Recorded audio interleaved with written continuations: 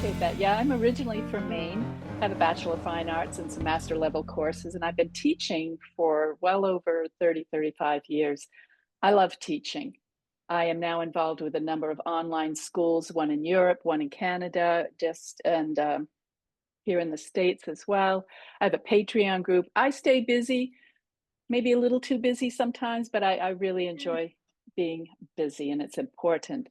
IAPS, if you folks have not been to IAPS yet, I'm sure there are people in your society that have been, and it's life changing. If you can get out to Albuquerque in 2026 for that, people are out there, you meet other pastelists. It's so exciting. You have great workshops and demos, and just the camaraderie between the pastelists is great. So green with envy, and you folks are basically in a very green spot right now. There's not much green here. Maine, where I'm from, has had a number of snowstorms in a row, so they're still dealing with snow. And it's been in like the single digit numbers. But spring comes and we're so excited to get outside and do some plein air painting. And oftentimes, all that green, we just don't know what to do with it. I remember way back, even in college, I was walking back to my dorm one day and I just started counting all the different greens I saw. And I estimated I saw like 38. I don't know how I could tell the difference because I didn't have a chart, but there's such variety, and it's not just green. Yes, blue and yellow make green, but because we're dealing with light and light reflects off from everything, light contains the whole rainbow of colors, every color. So different amounts of every color reflect off from every object we look at. And it's important, I think, to keep that in mind as we're painting if we can. What I'm going to do tonight is something I've been working on in simplifying how to deal with greens in a painting. So I am going to screen share. I've got some images here. This is just a fun painting I did, and I've tried to use different types of green in a simplified way to create a sense of depth. And how do we do that? One way we know that blue always recedes. So if we deal with green on top of things, blue green will recede, like here in this distance, and we get that feeling of that kind of a blue-green in the middle ground. In the central ground, here's the background, the midground, and the foreground. So the midground is a little more neutral. How do we neutralize green? And that's bringing it back towards a gray. And you can see it here, how I've exaggerated that.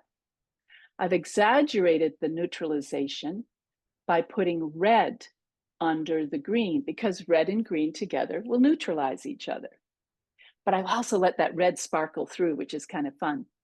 And then in the foreground, we have our yellow-green, really bright, just pops right up at us.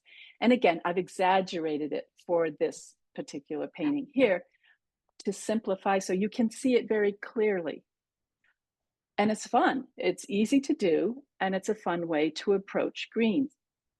If we look at a picture like this, you can see I've touched it up with some digital work there, but here's a painting of green objects.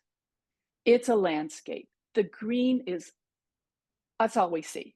Green, green, green, green, almost too much green. And sometimes I think we consider green almost as a neutral because there's so much of it. It's like we almost don't see it, but it is there. So if I take something like this and I decide I want to glaze it or underpaint it with the colors I mentioned before, blue in the background, the red in the middle to neutralize that middle, and then more yellow in the foreground, let's see what a simple adjustment will do to this image. Now squint down and see. You squint, see there's the first one, and then squint down and see how the depth, the blue goes back, that red neutralizes the mid plain green, and then the yellow really brings that forward. This is especially helpful for people starting out, but even the advanced painters can do this in a very subtle way and make it very effective. These are the colors I've basically chosen for tonight. I don't always choose my colors ahead of time. Oftentimes I work intuitively. I've been experimenting and having a great time with doing some ink underwashes and then trying to figure out, what does that kind of look like, and paint on top of that. But for this demo, I wanted to set up and kind of be prepared for what, so you could see clearly what I'm talking about. So on the left here, I have the distance blues, the middle ground reds. Granted, this is not bright, bright red like I showed in that first painting, but as we know, brown is a deep shade of red, and this is a tint of red, right? It's a little lighter. So I have chosen a shade and kind of a mid-tone or tint of each color, and here's our yellows right here for the foreground. I've chosen very limited amount of greens, but also kind of to complement a blue green for the background, maybe a middle tone green for the central area, and yellow green. These neutral grays over here are colors I'm going to use on the water. I have done this demo, a similar demo, not exactly this one before, but when I make the water blue to reflect a blue sky, it throws off the whole concept of this for the demonstration to make it very clear. So I'm going to use these neutral grays for the water and sky area. Oop. These gloves are making my hand go faster. I found some really good gloves finally. I've been trying them, and I don't like the feeling of gloves when I'm painting, but it's been kind of hurting my fingernails. I have very sensitive fingernails, and I've tried everything. I finally have come to the point where every now and then I'll wear gloves. It just helps protect my hands. This is the image I'm going to use. Generally speaking, I don't copy images, and I hope you don't either. I have felt since way, way back, if I wanted it to look for like a photograph, for me, I would take a photograph. I'm also a photographer, so I want my painting to express my feeling, my emotion about whatever the subject is, whether it's a landscape, seascape, portrait, figure, anything.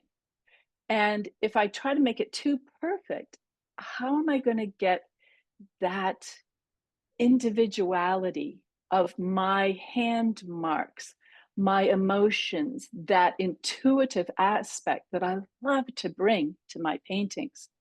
So I will start with a photo.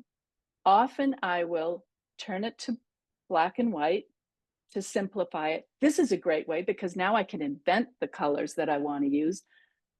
Again, back to something like this, we often get caught up in what we're looking at. Oh my gosh, there's that local color. Look right here, there's a red right there. Oh, this is very dark and black. I'm going to put black back there because that's what the local color is. Local just refers to the fact that here, this is green, this is a gray blue, this is a red grass, these are tan grasses. That's what local color is, the inherent color of the object.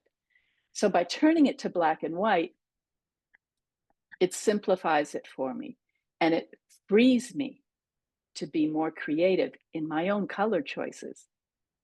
Terry Lynn, a couple of questions for you. Yes, please. Thanks. You mentioned that you use gloves occasionally, and Terry's asking what brand of gloves you use, saying that she needs nitrile and latex free. Yeah, sorry, these are not trial. Okay, all right. Oops, I just got them, sorry. No worries. Yeah. They're thicker. Yeah. They're thicker than these white ones that I tried. So I'm sorry, but these are working for me. Okay, that's good. While you're on that, do you mind? if you're looking for a good hand protectant, this one is Mhm. very good. It's called Clear Shield. It's aloe and silicone, and it comes from an online shop. It's called shop.com. It's a Hmm. little expensive, but I've had this can and it's still over half full since October 2023. That's pretty long lasting then. And then It is. the other question is, you mentioned using ink washes. Are you doing just black ink or are you using colored ink as well? Oh, colored ink, colored ink. How fun. Sorry, you asked. If you don't mind, I'll just grab a couple of things right here. We love All show right, and tell. Karen Bell. All right, I'll come back to this. Um, well, I think, do I have just one more picture? Okay, here's my sketch for this evening. That's just when I practiced. Hmm. So that's where I'm going to be heading. So, okay. Um, Here I had some black UART paper, and on this one, I used some blue ink and gesso. And Interesting. I kind of dribble it around. I have dribble bottles. Dribble bottles. That's the official The term. technical term, right? The technical term. Here's my dribble bottles. Yeah. Nice. Right. Okay. And I just kind of randomly put it on there. And I will take either a brush full of water or usually water. And I'll have to do a demo of this sometime too. And it's while the ink is still wet, and I will like almost close my eyes and just kind of let my intuition go with it. Not too many times, keep it brief, and you'll get, because otherwise you blend it too much and it doesn't do so well. Here's a painting I recently did with that approach. And I played and played with it until I Oh, came nice. up with just something a little different and fun. I don't think I would have Hmm. painted it this way. That's not a good, but Hmm. it came out fun. And these little circles were actually as the ink was starting to dry, I took some alcohol in a drip bottle, just a little needle nose drip bottle, and I just blopped it on there, and it pushed the ink away and created these fun circles. And as I'm painting, I'm like, what could those circles be? I don't know. They kind of look like apples. So that that's my ink approach. Well, that's one. I love experimenting and playing around with things. To me, soft pastels, which I really didn't focus on it until 2017, when I joined my first pastel society, which was in Maine. I mean, for years I had dealt with Canson Mi-Tint paper, Mm. Rembrandt, and new pastels. That's all I had for a couple of decades painting. And I kept getting frustrated because the reds in the Rembrandts were so hard, and I couldn't get a bright, brilliant red on my geraniums or something. So joined the society, and they said, "Oh, look, sanded paper." I'm like, "Oh my goodness, sanded paper!" And then they said, "Here's soft pastels." I'm like, "Soft pastels! This is so exciting!" And it's the most versatile. You can take it. There's pan pastels for underpainting. You can put washes over it if you're using the correct substrate. You know, you want a waterproof Right. substrate, not Sennelier, guys, no La Carte there. But No. you can put alcohol, you can brush it, you can make it thin, almost like watercolor. You can build up those middle layers. The layers go between each other so that, like in watercolor, I'm getting excited. See, watercolor and oil, you mix the paint and you can kind of glaze over. But in pastel, the lower layers are always sparkling through the upper Mm. layers. And it creates a vibrancy and an intensity that a lot of the other media just do not have. I And you agree. can make it very thick, impasto, like thick layer, like oil. And it doesn't fade, it doesn't harden and crack. Sorry, I mean, I love oil too, but it does that. It's There's paintings in the Louvres of pastels that are just as fresh as they were when they were painted back in the 1400s. Absolutely amazing. I know it is amazing. Mm. Any other questions? Not yet. I'm sure somebody will Okay. think of something. Yeah, please do, because it gives me a little break from thinking and talking. And all right, I'm going to go to the easel now, I guess. So the camera's asking me something. So you can see, and I'm sorry, I don't know if I can get this lower. It's kind of a way I have my easel set up. I have my camera down a little lower because paint, my shoulder's been getting a little achy, so I lower my easel. My sketch is not sketch, but my photo is up here. And I often do a sketch. And again, because I don't want to get tied in to the photo. So we Hmm. can drop me off if you want. Yeah, There we thanks. go. Uh, Camera keeps asking me stuff. On my easel, this is a drawing board. This is a temporary setup because I come back and forth from Maine to North Carolina a lot, and I have to pack up the majority of my studio wherever I go. I paint my backboard black because it looks better. It isolates my image when I'm online. I have a strip of white there. That helps my camera in my phone to find the white balance between this is the whitest white and the blackest black.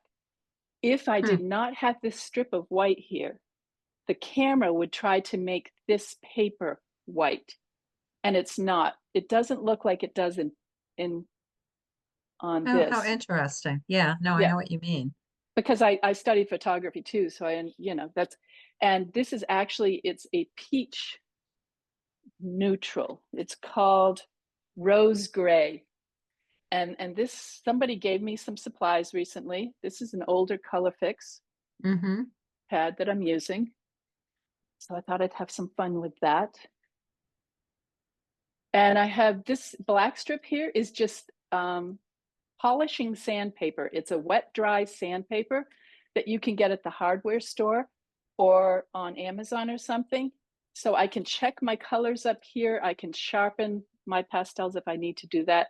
These strips are usually off to the side, but I'm doing a horizontal today. Also on my easel at the top, you cannot see, tip up. No, that's not gonna work. Sorry, let me check my easel here, my camera. So up there, I have face cloths at the corner of my drawing board because this is not a heavy French easel. This is a plein air watercolor easel. And I try to prop it in the corner to steady it. So I protect the wall by using those. And then I always have my grayscale near me and a color wheel, of course. So often I'll do a sketch. If you've seen me in any other demos, I do my own little sketch, but I've done this a couple of times. So I thought I'd start pretty much right in. This is vine charcoal. It was a full stick. I just broke it in half. It's a thicker one.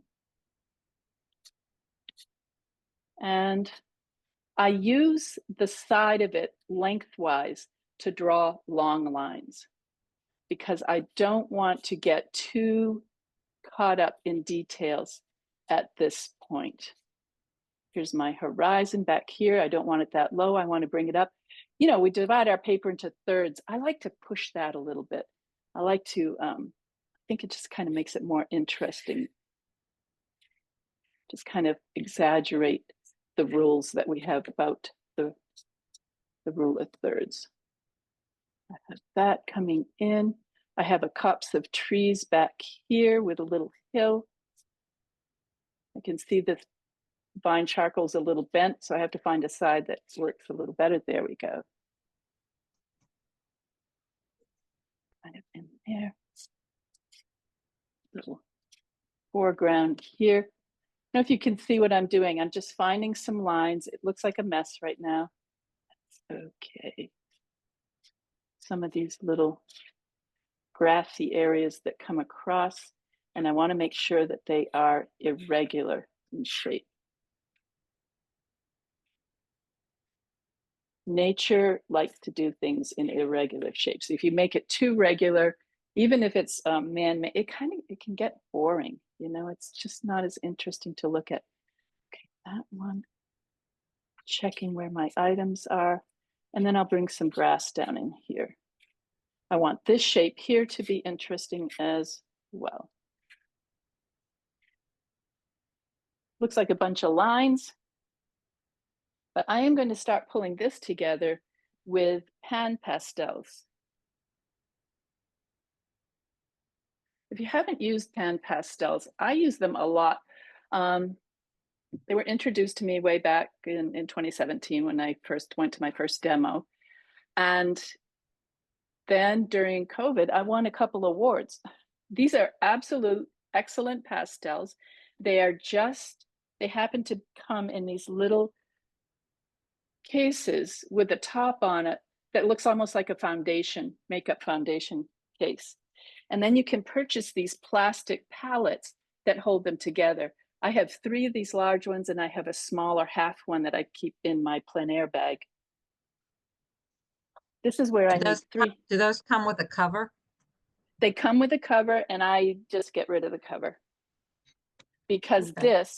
the palette has its own cover as well. The palette has a cover that sits right on top of this. Yeah, that's what I Another, meant. Because yeah. if you're using it plein Oh, air, it would be nice if it's covered. yes, yes, yes. The plastic does. Yeah. So I'm just going to, I don't really even need so much the sketch anymore. I mean, the black and white photo. I try to make every element that I put down supportive of the final painting. Trying to keep that in mind. Stepping back always, checking to have some interesting shapes. Moving a little bit, it's not quite in the corner.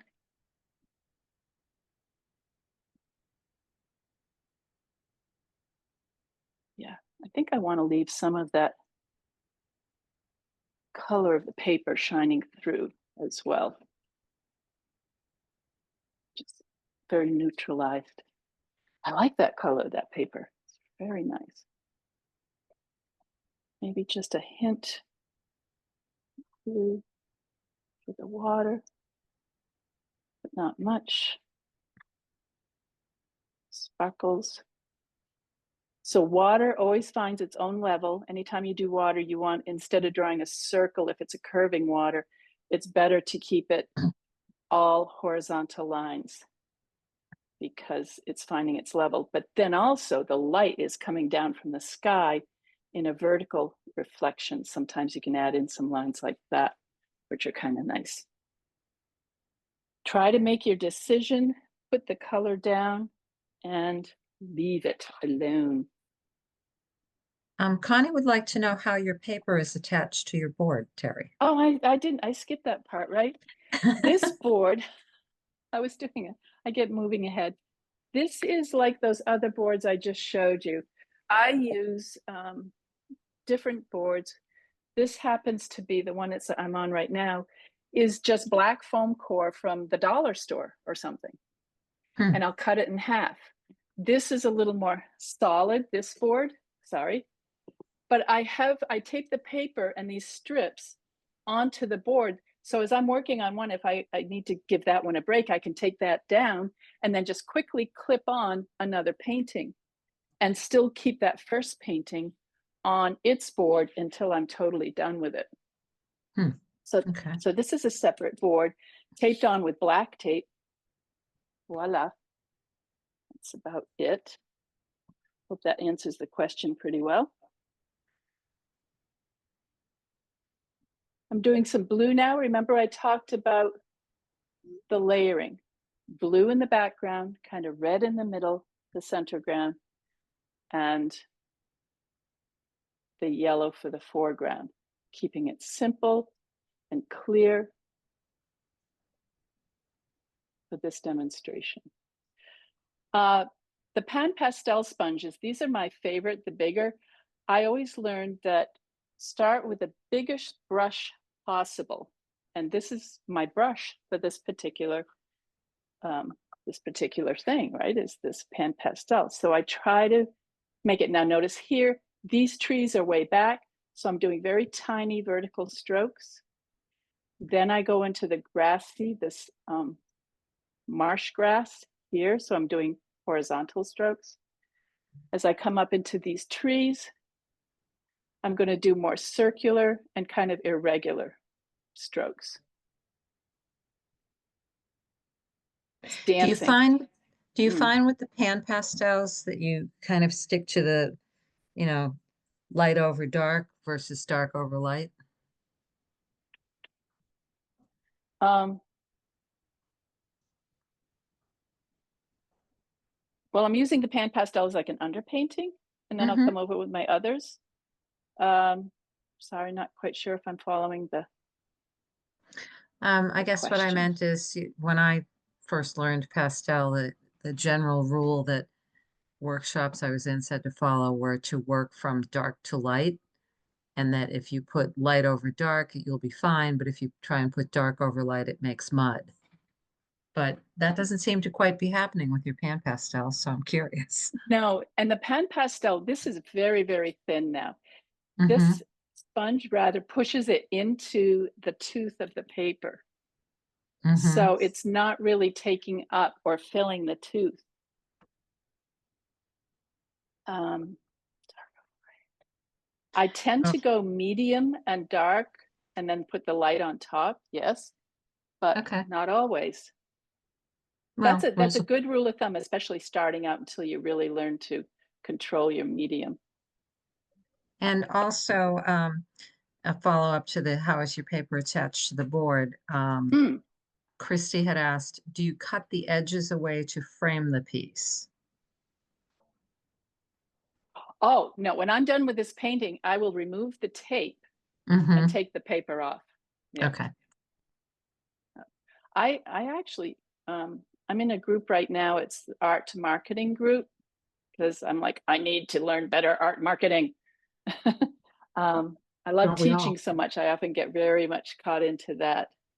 And there's a discussion about galleries versus selling from your website or other areas. You know, what are the options? What can you do?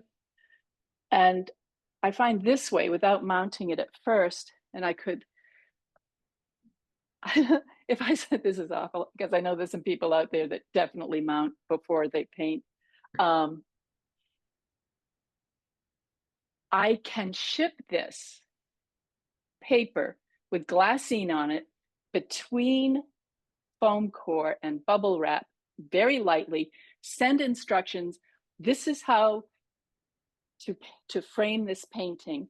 Take it to a reputable framer to get it framed. And it's quick. People get to choose their own frame. If they want to mat it, if they want to do passe-partout, which is just the Mhm. glass right up against the painting, they can do whatever they want.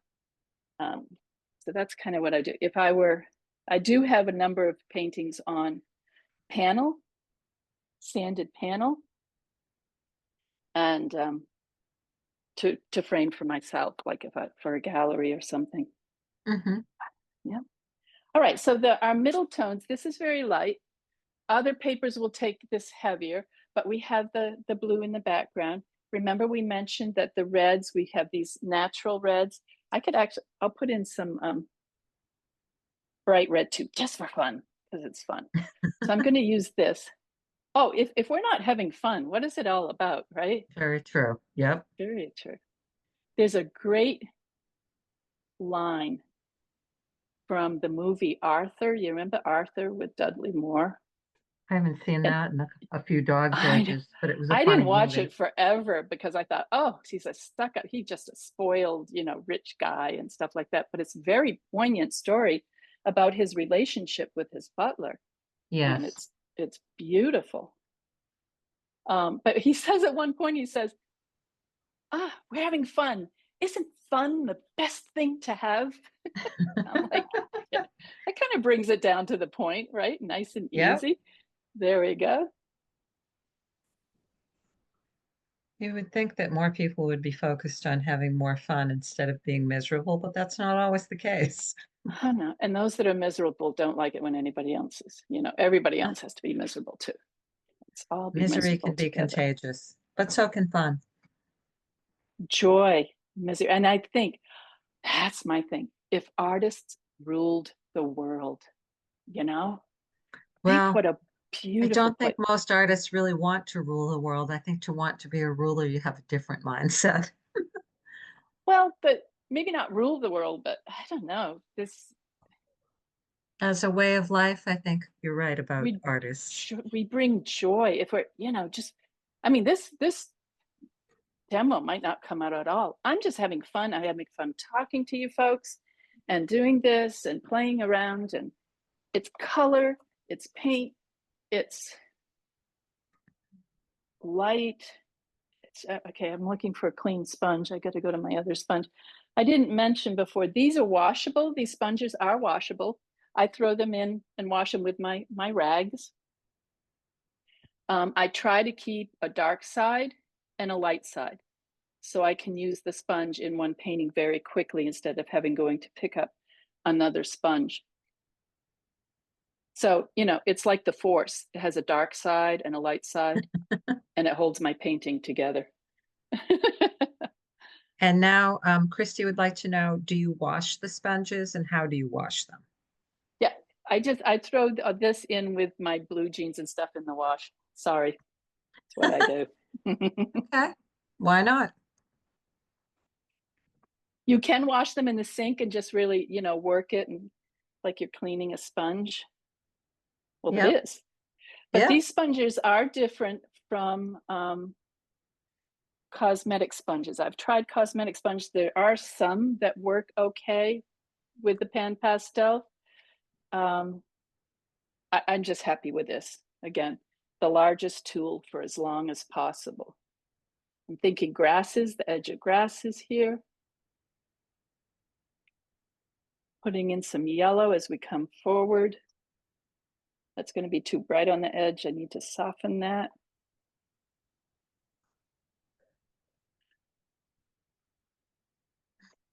Yeah, I was friend of ours, Susan Kuznitsky, was on Art School Live today, and she just got some pan pastels. She'd never used them before. She was so excited. If you don't know her, she's from Portland, Oregon. Wonderful artist, sweetheart too. She's just so sweet. And she said, I don't know, somebody just gave her like all their old art supplies because they were getting older and weren't going to be using them anymore. How nice. And she wasn't quite sure what to do with pan pastels. I'm like, send them to me. Of course, I don't think she saw that comment because, when you're on that, you don't see it too much. Okay, I want to bring some light. So here we have a good amount of our underpainting as we had planned it for under the greens. And not a Got bit of the green to be seen. not but we know it's green. I mean, even if I didn't add paint, Mm-hmm. our minds would almost interpret this as green because it's a landscape. Oh, I True. know what I forgot. I forgot a little something here. Picking up my other, you can see I've got different palettes. I have this is kind of my pure hue palette. It's not pure, her get more of my stronger hues. I have the light palette and I have my dark palette. Hmm. But you can set it up any way you want. I need to have the reflections in the water. Ah, So those trees are coming down. mm-hmm. When you do Yep. reflections, try to make them reflect what's above them. That's important.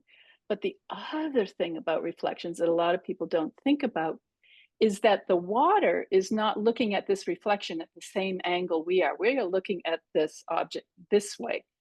The water is looking at it from down here and looking up.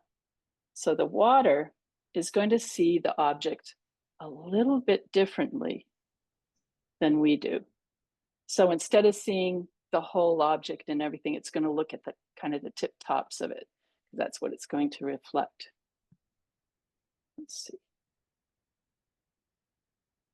For those of you that don't paint and talk and teach and do everything all at the same time, you don't know what you're missing. We can give you some gum to chew too. You're right. Tap my head, rub my belly. We have faith Now, in you. I did a quick little, earlier, just a little layout of the colors, kind of like that, what it is. Oh, I did say I was going to put some bright red in just for fun in a judicious spot, maybe a couple spots here.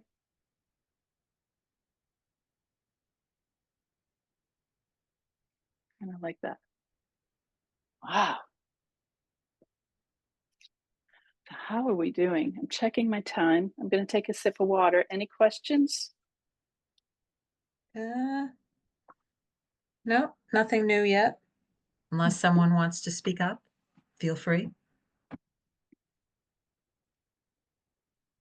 So I have my little chosen palette of colors. And I see something happened here. Just want to lightly touch that. I love it when the other colors shine through, as I told you, like the layering of colors. And even in the sky here, I'm not sure if you can see it very well. Nope, I can't zoom in now. But that Yeah, peach part of the there's paper kind of shines through that blue. you Very can see soft. some variation, but on on my monitor anyway, it looks very neutral, kind of like a warm gray as opposed to a Yeah, peach. But you can see there's variation in that the portion that's the sky. it's nice, huh? Okay, now I'm going to use stick to just emphasize some of my color areas.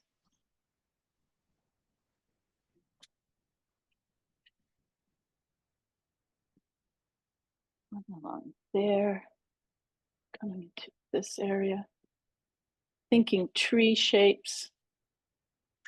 Connie would like to know if you're going to use ink at all on this piece. No, the ink would be the underpainting. Like Right, here, I use the the pan the pastel. the pan pastels. Thank you. Yeah, Mhm. see, talking and thinking and doing everything at once is tricky. What was And that word? Oh yeah, pan pastel. are there Yes. particular brands of pastel that you tend to use? Oh no. Here, let me show you my. Very non-denominational, are you? Yeah, oh yeah, I'm all inclusive. All right, here's some of my pastels. So if I can do this properly, you can see in there. There's some Terry Ludwigs. I have some Senneliers. I have a number of homemade pastels. I Mm. have a lot of fun making my own pastels from dust, or I have powdered pigment I make them from. I like a variety. Hmm. Um, so that's kind of my palette. Oh, this was great. Now I've got to get this back in place. Sorry, folks. Oh, good. A question. I saw a comment coming up. Yeah, Connie's very impressed with how clean your box looks. Oh, here's my secret, Connie. When I pick up a pastel, I have a rag in my other hand.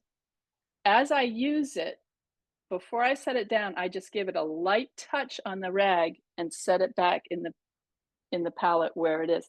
It saves me so much time. Mm. I don't have to pull my palette apart every, couple of weeks or so to clean it up. It stays quite clean. I wish I were better about doing that. I do it sometimes, not enough, although I only pull my palette apart about twice a year. That's not bad. No, it's It's a not. habit. No, that's not bad at all. That's good. Yeah. I always think of it as, oh, there's a half a day I won't get back. But if you kind of zen, and here's a thought. A lot of people think if I'm not at my easel, I am not creating. I don't agree with that. Hmm. I find myself thinking and creating in my head all the time. If you look at master artists, I just went to see a Jamie Wyeth show in South Carolina. Amazing. Just he's so inspirational to me. Mm. Put so much emotion in his work. But these they'll do a couple of strokes and they sit back and they think and they think and they think and they're painting and they're trying and they're doing the work in their head, and then they go up to the easel and go and that's because they've done the preliminary work in their head. Yes. is vital. I'm already, right now, I'm just kind of looking ahead, planning to pick out some tree areas in that distance. This is distant. I'm going to layer that over that reddish color, the blue. So we're still doing kind of our underpainting.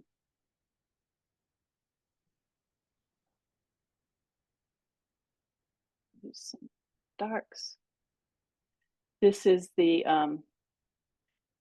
edge of the grass. The light is kind of, it's diffused light, but it's coming from behind these trees. So my shadows of the grasses are going to be down on this side of them. Again, irregular. Nature finds itself going to irregularities. At this stage, you can really see how much distance the blues are creating. Putting it back there, isn't it? And the red is going to like look like it's popping right up at us. But that's okay too. I don't totally plan my paintings because I love the sense of discovery myself.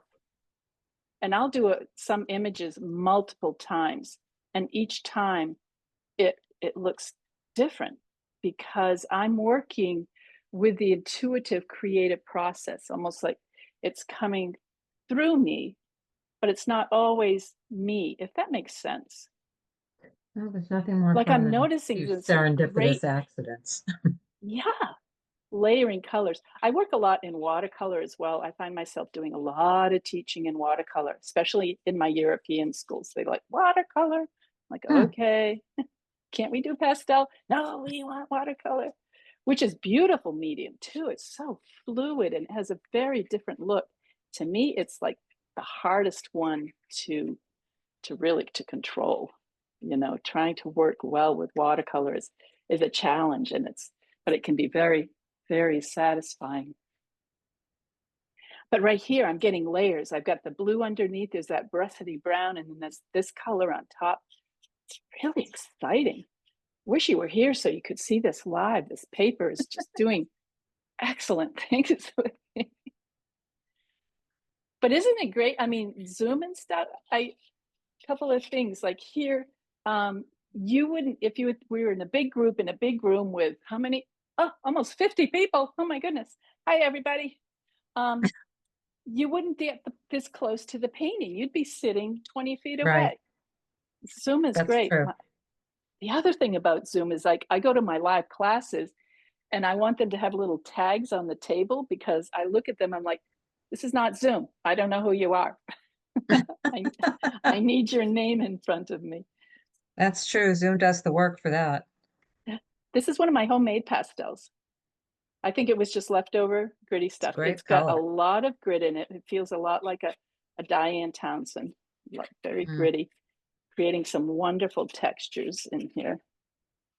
Look at the texture there. You can see it.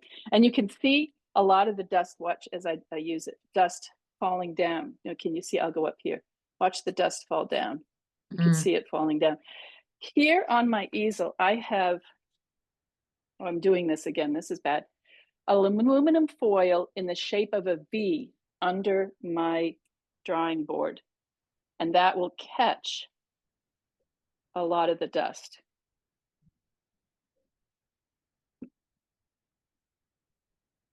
And if I'm in a place, I can take this dust and then tip it up into a jar or something to save, to make my own pastels later on.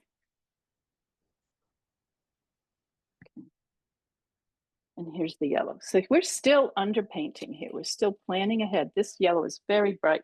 I need a more mid-tone. Let's try this one.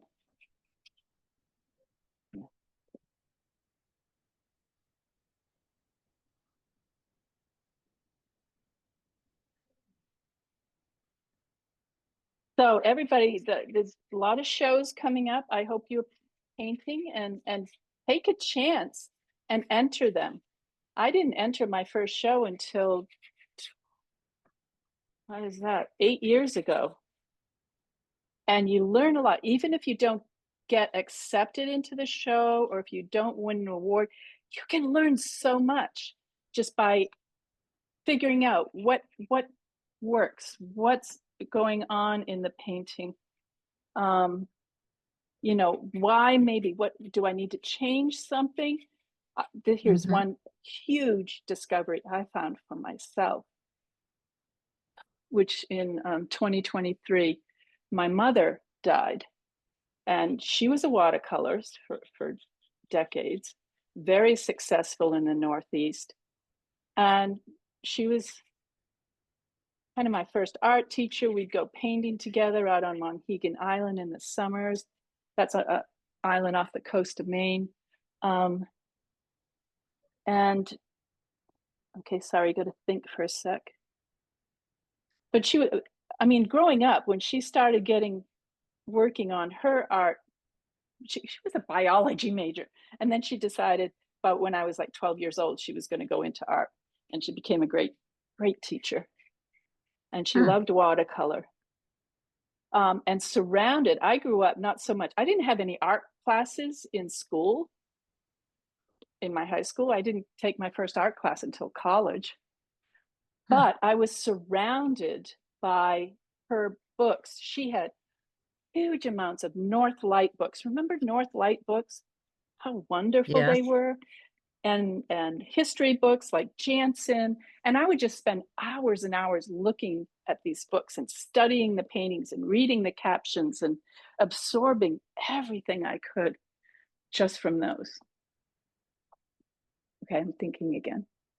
I want to lighten this reflection.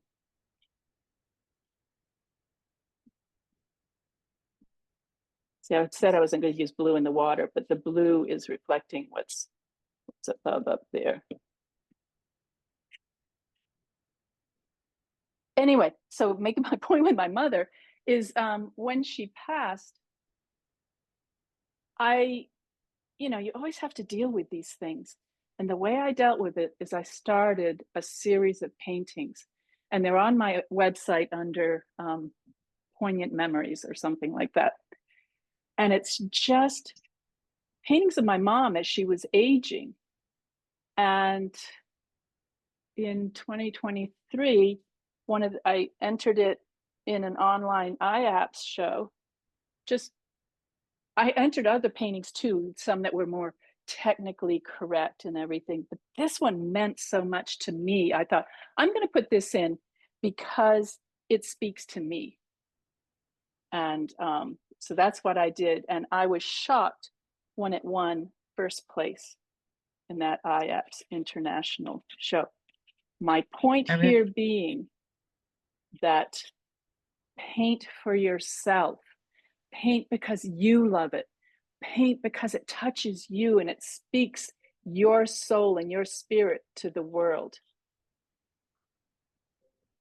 That come out it, correctly because I'm painting at the same time here. So I it came hope my out meaning. fine. Okay. Okay, I'm neutralizing this area. Again, this is very close to that paper color. I'm just going to drag some across there to indicate that that's water. Okay. Look how light, see this pastel stick, look how light it looks over in this section. Whoops, sorry, my hand's in the way, over where my pinky is. And then over here, against what else is there, it looks much darker. All right, I want this to reflect down into the water. I'm just going to smudge it a bit. I'm glad I'm not the only smudger. Smudge it. That's a technical term. Yep. That's the official technical term. Yeah.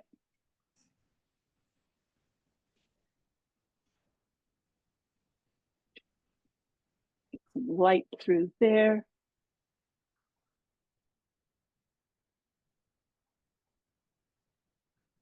And if you look at those pictures of my mom, a lot of them have marks that are looking very energetic and erratic, because what I did with those is, to me, it indicated, a lot of linear marks. Let me show you. Linear marks like this, in that, with her hair and her cat and her clothes and Mm-hmm. stuff. it sends to me the praying of her this life and Mm-hmm. kind of transitioning into the next life.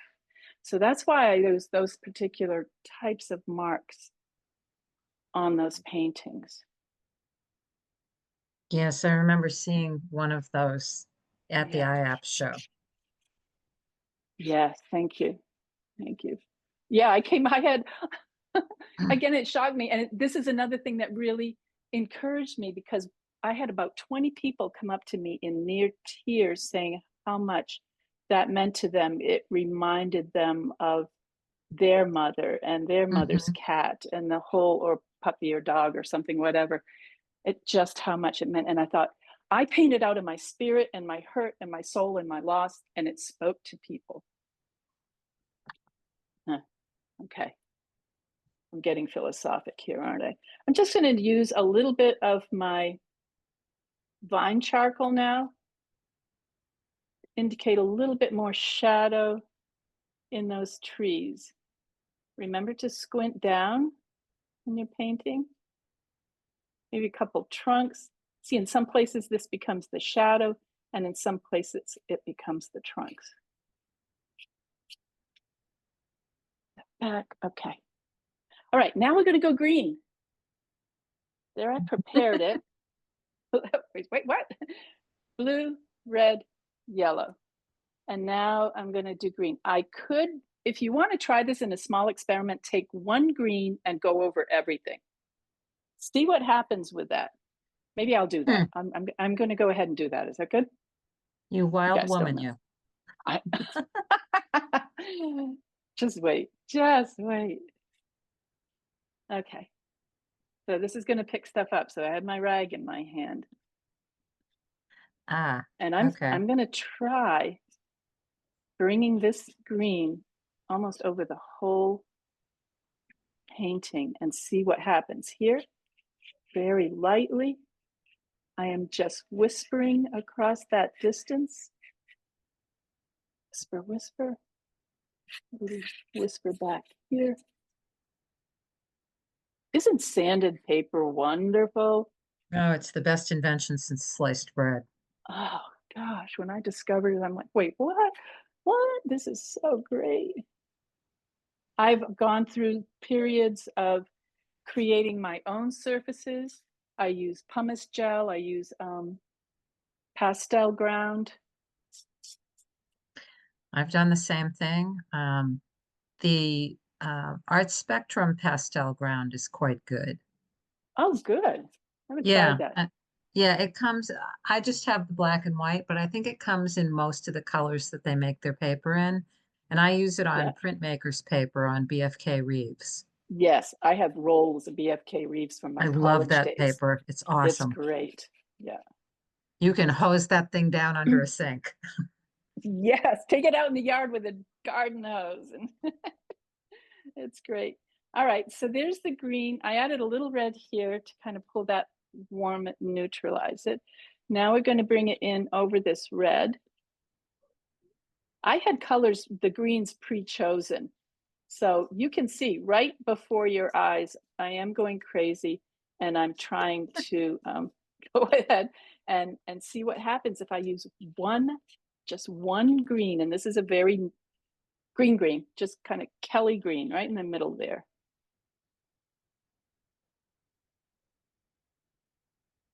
Needs a little more, doesn't it? But I'm still allowing the other colors to shine through. And I do not blend very often. I'm still just doing areas of color here. I don't blend because if you find photos of pastel pigment that are taken under a microscope or an electron microscope, they are little pieces of color that look like flakes of mica. And if you, as they sit on your paper, especially the sanded paper, they go on and they kind of pile up against each other this way, and they're all at different angles and they're catching and reflecting and refracting the light. And if you take those particles and you smush them down, they're going to be flat. And there goes a lot of your reflecting and refracting, because and that's fine for the background, but as you build up, try to keep it fresh and bright and let the pastel particles do what they're meant to do. I'm being a little cautious here, aren't I?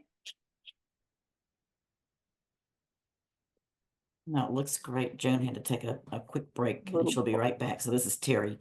Folks, if you got questions, now's a good time to pop in. yeah, please do, because I'm just out here by myself. I don't hear anybody except those two wonderful ladies. So this is from Roseanne. This seems daring because I always thought you have to match the value of the two colors, especially complementary colors. Otherwise, you form mud. What's the secret? A light touch? The light touch, but again, Roseanne, I'm experimenting. I wasn't planning to use this all the way down, but I wanted to show you and for you guys to see, what does it look like? This is just one green that I used. And you can kind of, if you squint down, you can see how this feels more distant. And then here it starts coming forward. Well, it's interesting because it's very unifying in a certain way, and yet the underpainting does its work. So the blue pushes it out more distant and the red brings it more forward, even though Yeah, it's the same color. That's really interesting. I've never seen that done. it is interesting, isn't it? So now this is what I was going to kind of do. I'm going to try to stay in the greens, and my distance here, this is green, with that blue underneath. So we saw what it kind of looked like, excuse me, with just one green coming across. Now we're going to just mix up those greens a little bit. So there's a light green for your distance, as the blue back there was lighter. Then we'll come in kind of, this is more the value of that blue, although that middle green was also the value of that, kind of the value of that blue. And here I want to really start delineating the difference between those distant copse of trees and this foreground one. So this is a study, this is an experiment, and you can play and do a lot of different things with this. So is that a different color green, or is it the This is more of same a one? bluish green, and Okay. it's a slightly different value. You mean from that first one I put on? Yeah. Yeah. Oh, Yeah. okay. So it's bluer. Okay. I'm using the bluer one, Yeah. same mid value as I'm working with this mid round. And I'm not going to totally finish this painting, of course. I can also use this green over that red. Mm-hmm. So we'll see what this does. So yeah, even though it's on red, it is beginning to look more green. And this, of course, this color we have, I'm gonna get one more. A lot of you know a lot about color. Come on. Isn't it amazing when you have so many color sticks and you still can't quite Can't find the find the right one you color want. Yeah. you need, right? So this is a green. No, this is not what I want to do. I want to, yeah, I'm I know glad I'm what I not want the to only do. one that talks to myself when I'm painting. Okay. So here we have green here, and this is kind of a bluish green, and this is a yellow green. So you can see, even though they're Mm-hmm. kind of greens, compared to this green, this one looks very blue. Right. Compared to this one looks bluish now. Right. So that's your simultaneous contrast, Yes. where the colors up against each other will look different. There's a Richard McKinley moment. Yeah, yeah. I always just called it, what did I call it? I used to have a different name. Now Richard's got simultaneous contrast stuck in my head, which is the actual Me too. Yeah. term. Yeah. It's like when you have two complementary or split complementary colors together and they vibrate together. It's just exciting. So exciting. Just going to touch this over here so the eye in the finished painting will keep bouncing around. It's good to add a little here and there. Even if it's subconscious, it will keep the viewer's eye moving around the painting. That middle clump of trees just has such great depth to it now with all those different colors. And yet This one? it's still very unified. Fascinating, is it? And then I'm going to come, where am I going next? More middle-ish green. I want to bring out that hill a little bit, so I'm going to use a little of this on the top of that. This is not my regular paper. I pulled this out. I don't know why, because I had it. Again, it was something that somebody had given to me. I went up to Maine, and a friend of mine in Maine, who is an eminent IAPS pastelist, is moving to California. And she says, look, I have two Claudette, full, yes. Claudette, yep. Yeah, Two she's full so lovely. Sennelier boxes. She says, I have two full Sennelier boxes. She says, no, they weren't full, but she had two boxes, you know, the big wooden ones. Yeah. And she says, I can't take both of these with me. Why don't you have one? And I'm like, okay. So, and then she gave me about 50 sticks, because she had so many through her lifetime, of different pastels. And I filled up that Sennelier box with that and another lady who retired from painting. People are so generous. And I teach, so I'm teaching a live class next month, a couple of workshops, and I'll take those with me and I'll share them with other, you know, upcoming pastel artists. Which is what it's all about, you know, why not? Yes. Yeah. Like Terry Ludwig was always very generous that way. If you were teaching, he would, I had a friend that used to teach kids classes and he would send her boxes of seconds to just give to the children. Oh, how wonderful. Yes. Isn't that exciting? Yeah. Instead of giving them chalk. So I do have another question for you. I love it. Someone would like to know if you sell your demos. Yes. Okay, yes, then. Good answer. Yes, I do. I hesitate because this week I've been spending time in between all my other things. And because I'm back and forth from Maine and North Carolina so much, and then the hurricane hit North Carolina very strongly in this area. And I knew I had, so I was supposed to be up there just 2 months, and I ended up being there 5 months, partially from the hurricane, partially to help a couple of friends go through, you know, recover from their surgeries and stuff. So I stopped selling for a bit because I wasn't sure exactly what I had on hand and where it was. So you can only keep track of so many things. Yeah. Yeah.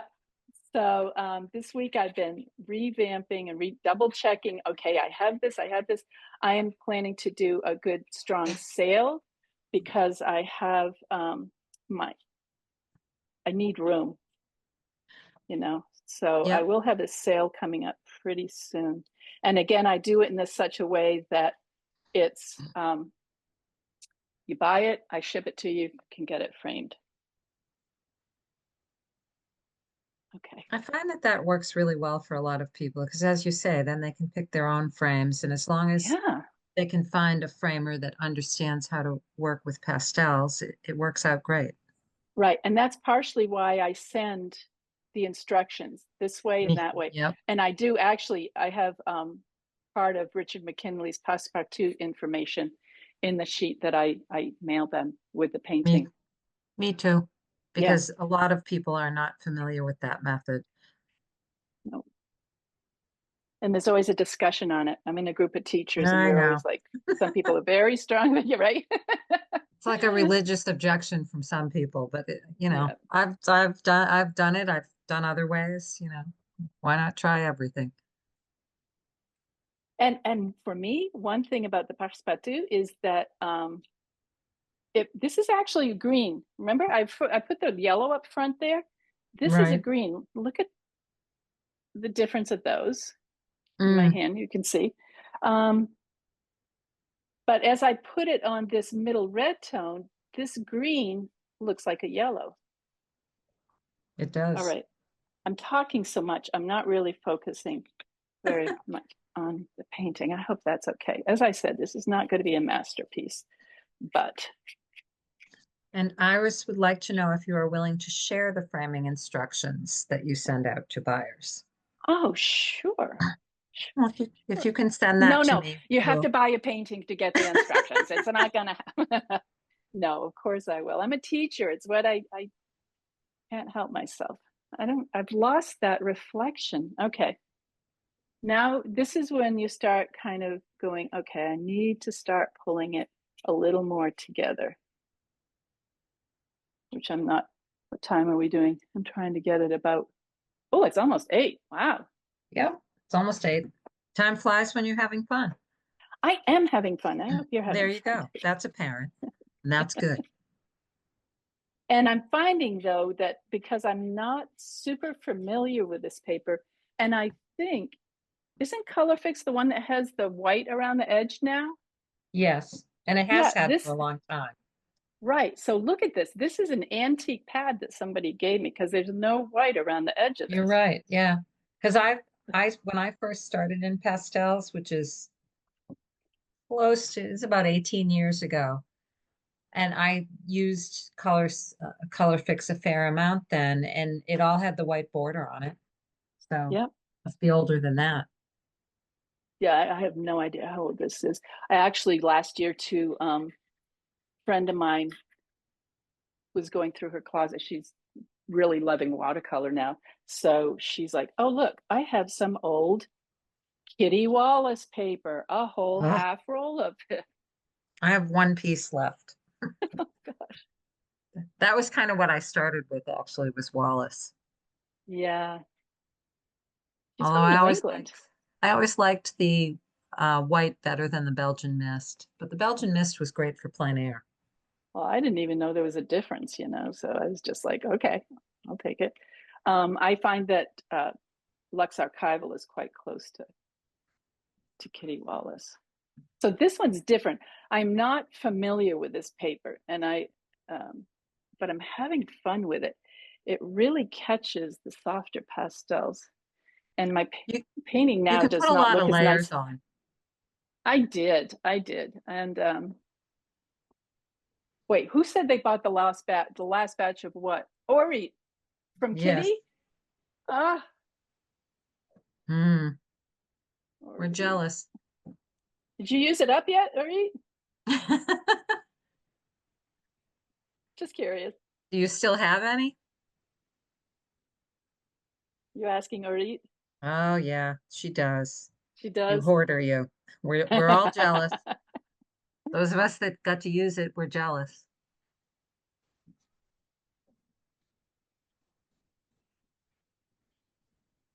Yeah. I'm a hoarder. Or it's just saying that she's a hoarder, and I think a fair amount of us on this call probably are, because never listen to people who say you have too many art supplies. You don't need Well, those kind of negative influences in your life. that's right. I've seen that one. That was great. That's great. I do because I travel back and forth and I need a lot of my supplies with me.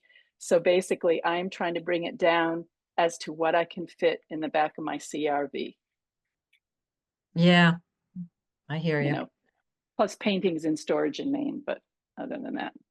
All right. I'm done talking. I'm going to step across the room. Normally when I paint, I like to get, 10, 12 feet away if I can. So for those of you asking what's so special about Kitty Wallace paper, I maybe I have a particular fondness for it because it was the first paper that I tried when I was learning about underpainting, and it takes it takes wet media really well. But it's strong as can be. You can put a lot of layers on it. You can wash it off. Yeah. It's very versatile, and it doesn't appear to have a lot of texture, like, or it's mentioning it's like velvet. It doesn't Yeah. appear to have a lot of tooth, but it's deceptive, kind of like pastel matte. It holds way more layers than you think it's going to be capable of holding. And I Yeah. liked the white color. I mean, I know the UArt people are always saying they get asked to do white and they just don't. Um, but it was just Well, nice to have a you white can always put background. an underpaint. You can always put an underpainting, you know, Yes, exactly. And to that tone was it. the other nice thing about it, you know. Yep. Same with You Lux could, Archival. Lux Archival, it comes kind of white. If you want it to be a tinted paper, just get some hmm watercolor or some ink and wash it on there, and boom, tinted paper.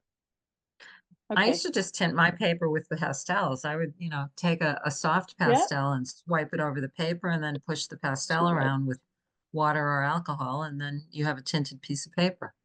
But if you're starting with beige already, it ends up being a different color than if it's really white underneath. Yeah. Yeah. And Kitty Wallace, she kind of retired and somebody tried to take over, but I think it was the glue or something, whatever she used on it, they couldn't find anymore. There was something that she used to create the surface that the grit adhered to that somebody stopped making. And Yeah. then when they tried some other methods, some of the paper turned out okay, and some of it, like the coating would flake off. So that like there was a lot of selling of the seconds of the paper Yeah. that didn't quite meet quality control. And then I think they just could never replicate the adhesive. So I think that's it. Right. Tragic.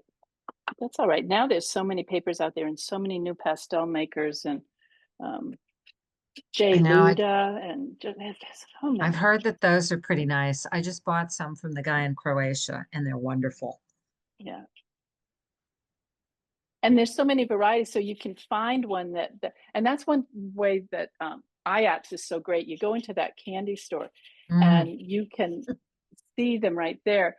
And there's some that have a lot of grit in them, like your Diane Townsend's, and there's some that are buttery soft, of course, like your Terry Ludwig's, and great variety of possibilities yeah, nowadays. and you'll never go anywhere where you'll be able to see it, kind of see it, feel it, touch it. It's different than buying off of a website. Yeah, So that's just wonderful. And there's always new stuff. There's always someone that's come up with a new easel or a new plein air setup or little accessories to make life yeah. better. Mike is iApps is asking doing what, some great things. Sorry, they're revamping their website and getting a new logo, and there's a lot of new things going to be happening with them. so Mike is asking what paper today is closest to Kitty Wallace. For me, I think the Lux Archival. Um, it just does anything basically you want it to do. My workhorse is UArt because I can do anything to UArt and use it Me too. multiple 6 times, and it's a little cheaper than the yeah. Terry said Lux Archival definitely, but it's a bit more expensive. Hmm, okay, where I'd step back again. This is not this painting because I've worked so hard to kind of show the difference of the blue and the green background, the red green that kind of neutralizes that middle area, and then the yellow green for the foreground. And the fact that I'm working with a paper that I'm not that familiar with. I hope you forgive me for my experimental tendencies. Oh, if you can't have fun experimenting, what can you have fun with? Well, I love experimenting. Get some glaze, some light on the edge of the water for fun. I try to let the sticks kind of dance across the paper if I can do that. Some light behind this tree. I could refine this a lot more, pull it out. I'm probably not going to do that because it's after 8 and everybody's tired, and you guys have been wonderful. But do try it. not in such an exaggerated way, but consider the blue greens in the background, your neutral red greens in the foreground. Look how those reds shine through those greens, just that simultaneous contrast. It's just beautiful. And then your yellows for the foreground to give you a good sense of it coming forward. This is not a pretty picture. It is really lovely though. And like Really, Mike is mentioning, he loves that you left so much of the color of the paper for the water. yeah, I used to do that a lot. And then, Mm. Mike, there was at one point where people were like, oh, you have to have 80% of the surface needs to be, pastel. And I'm like, does that mean I can't leave my toned paper shining through? I mean, there were a few years I struggled with that one. I actually emailed both Richard and Jimmy about those, and I got kind of different answers. So I'm like, okay, whatever. And no, so you can use the toned paper definitely shining through, as long as I think what they don't want, say, watercolor predominantly in your painting. You have to have the pastel on top. But here's the secret: if you need to. This is not a good line right here. I would change this line and this line, but I'm not going to do that right now. Let me go to questions and answers, if that's okay. Yep. Let's switch the camera. Thanks. If you're concerned about it being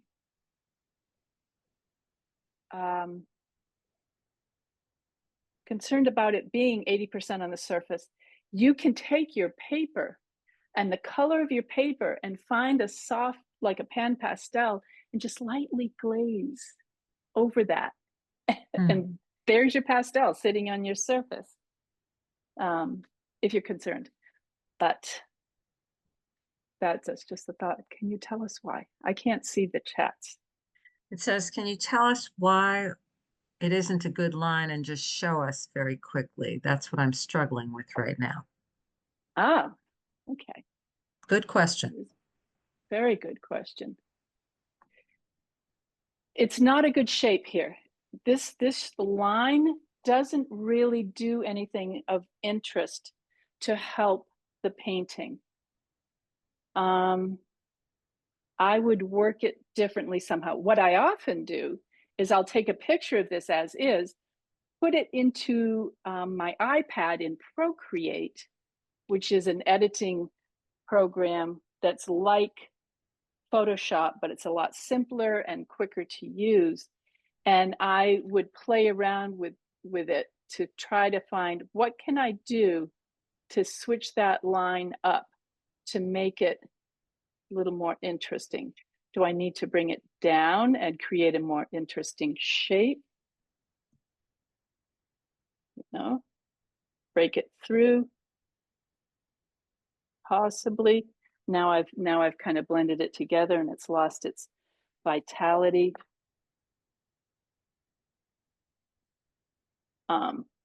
Again, a lot of talking and painting at the same time does not always work as well as you hope. But I could put a little, there's these little patches of grass all over. So I could bring that down in, and I am in my reddish section here. Mm. Maybe just to vary that line a little bit, shape it up a little bit more. It's also, that's too.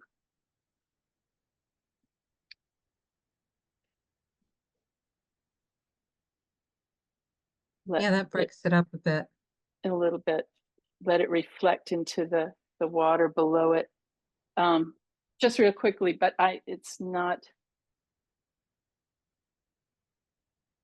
my favorite.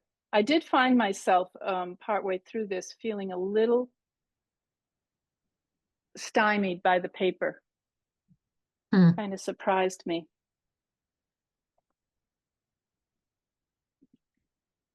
Has it reached like a saturation point for the layers? Parts of it has, Mm. yes. Okay. Parts have.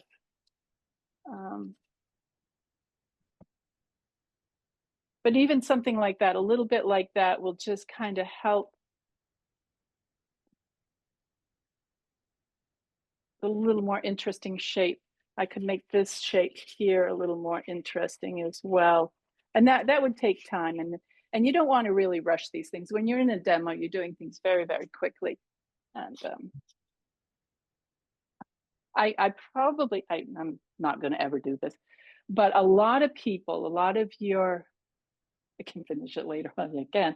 I don't know if it's going to be because it's pretty saturated in areas. A lot of your demo artists will practice and practice and get it totally refined before they come in to do their demo. Good. Smudge it with dirty fingers. That's always a good thing. We've all done that. I like the freshness of something just happening in front of me as well as in front of you, and experimenting and saying, oh, what's going to work? Mike, break that up a little bit. Okay. This should be varied a little bit more, I think. But again, I don't want to keep you all night. You guys have been wonderful. Any other questions? I don't see any yet. Okay. Well, everyone, remember to, enter the shows. You've got a member show, great place to start. And I hope everybody enters the show. And you have other shows coming up. There is PSA, Pastel Society of America.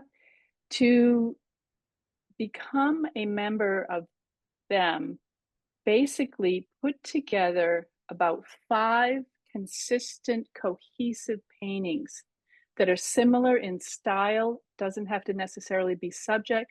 Submit those, and if they get juried in, you're a member. And it's worth a try. If it doesn't work the first time, my first time didn't work, I had to do it a few times, and it worked. So. And to enter PSA now, you have to be a member that's been juried in, right? I know they have monthly blasts that are fun to take part in. You have to be a member for that, but yeah, I don't know, because I'm a member, so signature member. Well, everyone enjoyed the demo very much. Thank you. I enjoyed it. It was kind of fun experimenting. I had done this before. Let me see if I can find the one. No, I'm not going to. Maybe I will. There it is. Here's one I did of a similar, I think this one came out a little better.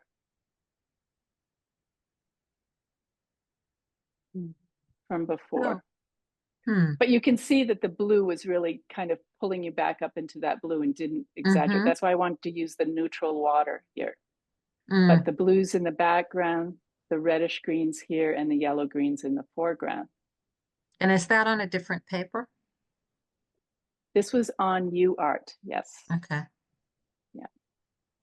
Interesting. Yeah, thanks for letting me experiment on this. But I like the neutral water better on this one. But this is why I often do small studies a number of times until I figure out exactly what I want to do. If I'm going to go for a serious, I don't like to call them serious paintings. What do I want to call? Successful paintings. Some people call them studio paintings as opposed to studies. Studio. I guess. Speaking of which, you guys are in Florida, get outside and paint. Plein air will change your life as well, because you have to think quickly. The light changes within 45 to 90 minutes. Boom, your light's changed. And I've seen people sit there all day and they have to constantly change their shadows and their light. And no, Monet sat in front of the cathedrals and the haystacks, and he would paint for 45 minutes to maybe 2 hours, and then he'd put that painting away and pick up another one because the light changed so dramatically. You have to learn to carry light supplies.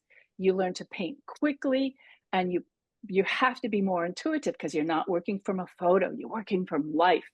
And that's when your personality really starts pouring into your artwork, when you're I feel like working faster. Because anybody can almost sit there and eventually, with tiny little marks, make something look pretty good. You This would is think not coming so, out but right. not always. Not always, right? But try to find your voice and your way of expressing yourself. And that's one thing I want to emphasize is